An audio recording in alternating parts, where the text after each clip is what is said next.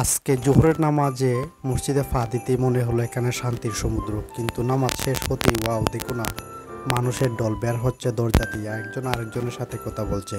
এই দৃশ্য দেখে আসলেই মন ভরে যায়। নামাজের পর মসজিদের কোণে বসে হুজুরের রুমের ছায়ায় এক কাপ চা, গরম চা হাতে নিলাম। এই চা তো যেন জীবনের মধুর স্বাদ।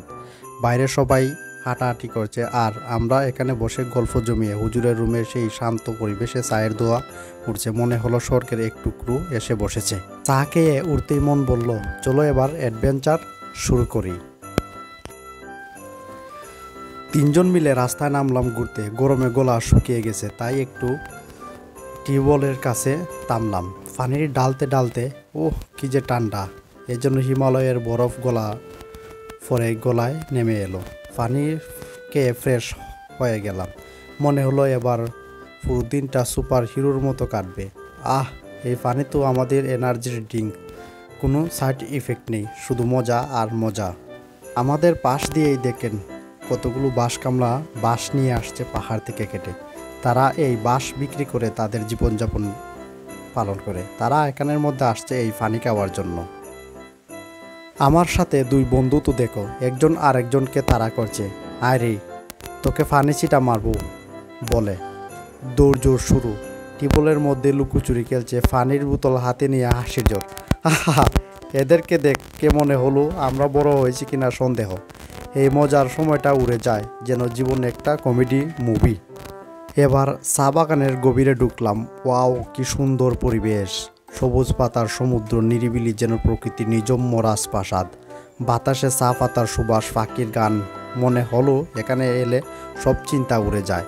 এ যেন জান্নাতের একটি কোণা। এবার দেখো না, মাটির উপর কতগুলো চা পাতা ছড়িয়ে রাখা হয়েছে। দুজন লোক পাহারা দিচ্ছে, যেন রাজকীয় ট্রেজার। আর ওই বিশাল টেকি শ্রমিকরা চা পাতা তুলে রেখেছে যেন সবুজের একটা পাহাড়। আর ওই বড় রিংটা দেখো, তার ভিতর দিয়ে পানি ঝর্ণার মতো ঝরছে। কি শান্ত, কি সতেজ দৃশ্য, যেন প্রকৃতি নিজস্ব গান গাইছে। চা বাগান থেকে ফিরে বাড়িতে এসে ধান ভাঙার মেশিনে হাত দিলাম। প্রথমে পানি ডাললাম, সব কিছু চেক করলাম ঠিকঠাক আছে কিনা। নতুন মেশিন, তাই একটু টেনশনে। তারপর আমি হ্যান্ডেল মারলাম। হ্যান্ডেল মারার পর বুদবুদ করে স্টার্ট হয়ে গেল। আস্তে আস্তে ধানগুলো ঘুরছে, যেন একটা ছোট্ট ফ্যাক্টরি চালু হলো আমার হাতে। প্রথমে ভয় করছিল, কিন্তু দেখো পারছি। ধান থেকে চাল বেরোচ্ছে একটা একটা করে। এটা তো আমার প্রথম ফার্মার অ্যাডভেঞ্চার।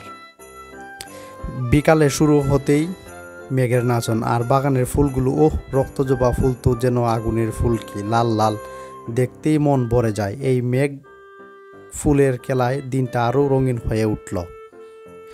মেঘের শেষ হতেই চলে গেলাম বল খেলতে। গিয়ে দেখি ওমা, বাচ্চারা ম্যাচ রেখে ম্যাচ খেলতেছে।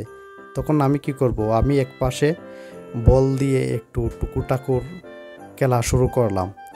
এইরকম খেলতে খেলতে মনে হলো আমি যেন মেসি হয়ে গেছি। এত মজা লাগছিল, কি বলবো আপনাদের। আর এই হলো আমাদের আজকের ভিডিও। কেমন লাগলো অবশ্যই কমেন্টে জানাবেন, আর ভালো লাগলে অবশ্যই সাবস্ক্রাইব করে দিবেন।